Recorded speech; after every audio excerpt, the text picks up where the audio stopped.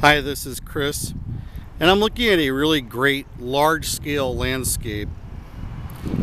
From my point of view, there's some serious things that went wrong here, but it was mostly, almost entirely to do with how the architect spent the client's money, because almost all of this material was hauled at a great expense, a long distance from where it was quarried up to the high desert where it was installed. And that's a thing you should always take note of, that there's often regional materials that are just as good, sometimes better, that are going to save you, in this case, tens of thousands of dollars. This is a beautiful design, especially for a large, wide open area that has to serve one, aesthetics, and then two, flood control. This is a parking lot water overflow from storms. So this just gets some basic weed control. And there's a little bit of overwatering that probably took place out there in the junipers that led to that dieback. But the main thing is the colors are beautiful.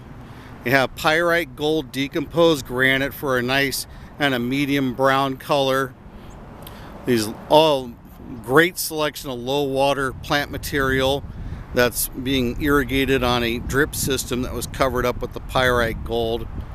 And then a huge riprap bed that I believe is Baja Cresta rock.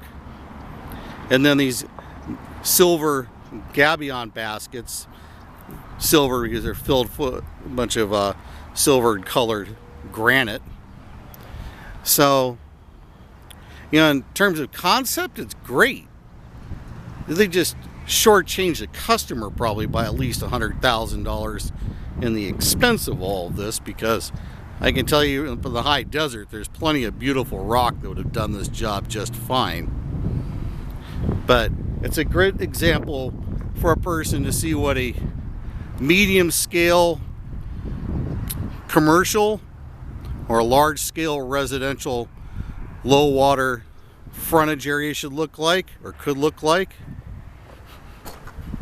I'll work on IDing all the different plants and the notes on the YouTube page.